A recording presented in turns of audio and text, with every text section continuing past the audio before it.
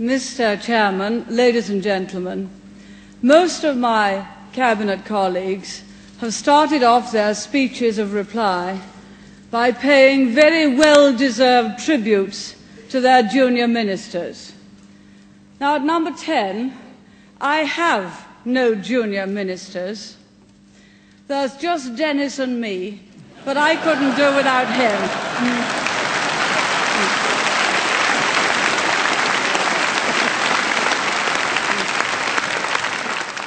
I am, however, very fortunate in having a marvellous deputy who's wonderful in all places, at all times, in all things, Willie Whitelaw.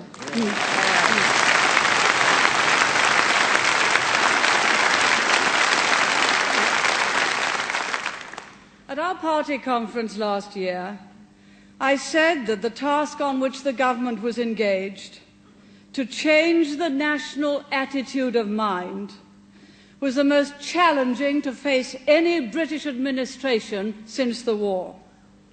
Now, challenge is exhilarating.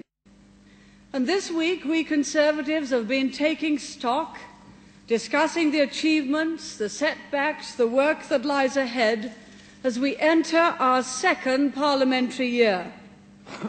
As you said, Mr. Chairman, our debates have been stimulating, and our criticism's been constructive. This week has demonstrated that we are a party united in purpose, strategy, and resolve.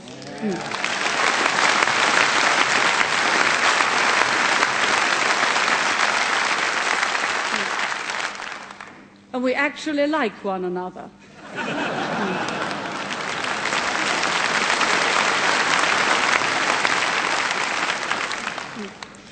When I'm asked for a detailed forecast of what will happen in the coming months or years, I remember Sam Goldwyn's advice: never prophesy, especially about the future. Nevertheless, never mind, it's wet outside. I expect they want it to come in.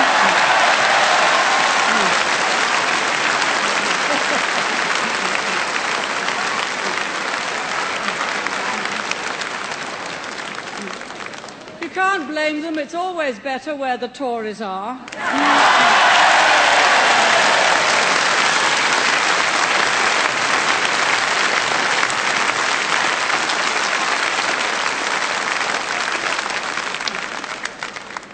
And you, and perhaps they, will be looking to me this afternoon for an indication of how the government sees the task before us and why we're tackling it the way we are. Before I begin, let me get one point out of the way. This week at Brighton, we've heard a good deal about last week at Blackpool. I'll have a little more to say about that strange assembly later. But for the moment, I want to say just this. Because of what happened at that conference, there has been, behind all our deliberations this week, a heightened awareness that now more than ever, our Conservative government must succeed. We just must.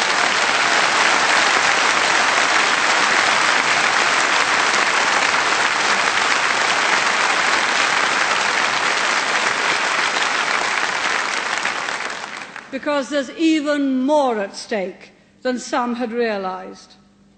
There are many things to be done to set this nation on the road to recovery.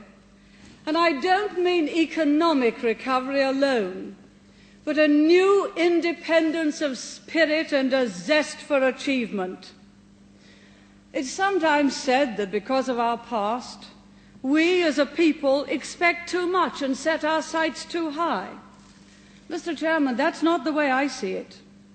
Rather, it seems to me that throughout my life in politics, our ambitions have steadily shrunk.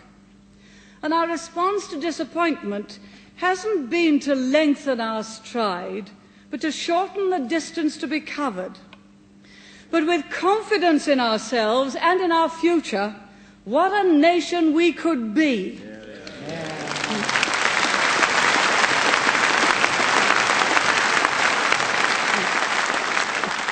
In the first 17 months, this government has laid the foundations for recovery.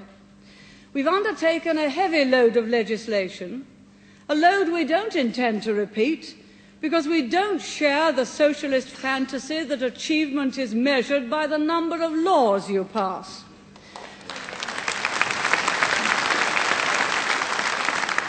But you know, there was a formidable barricade of obstacles which we had to sweep aside. And for a start, in his first budget, Geoffrey Howe began to restore incentives to stimulate the abilities and inventive genius of our people. Prosperity comes not from grand conferences of economists, but by countless acts of personal self-confidence and self-reliance. Also, under Geoffrey's leadership, Britain has repaid $3,600 million of international debt, debt which had been run up by our predecessors, and we paid quite a lot of it before it was due.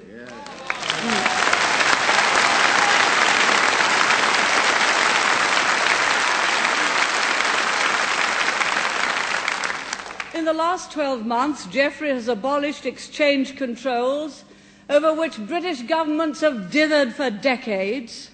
Our great enterprises are now free to seek opportunities overseas, and this will help to secure our living standards long after North Sea oil has run out. This government thinks about the future.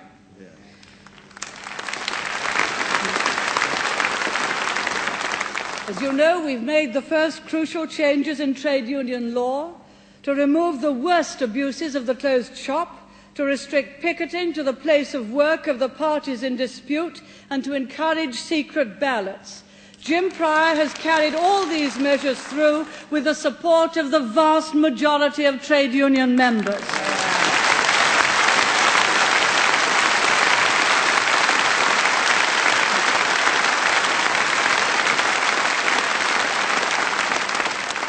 Keith Joseph, David Howell, John Knott and Norman Fowler have begun to break down the monopoly powers of nationalisation.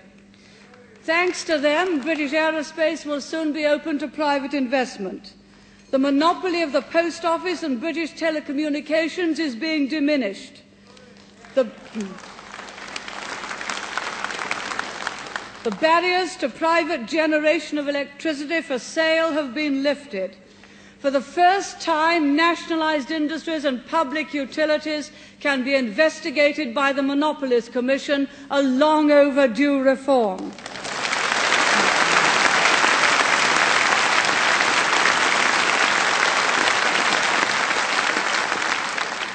Free competition in road passenger transport promises travellers a better deal. Michael Heseltine has given to millions, yes, millions of council tenants the right to buy their own homes.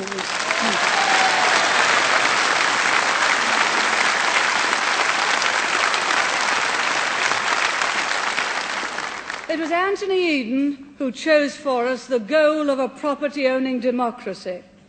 But for all the time that I've been in public affairs, that has been beyond the reach of so many who were denied the right to the most basic ownership of all, the homes in which they live. They wanted to buy. Many of them could afford to buy, but they happened to live under the jurisdiction of a socialist council which would not sell and did not believe in the independence that comes with ownership.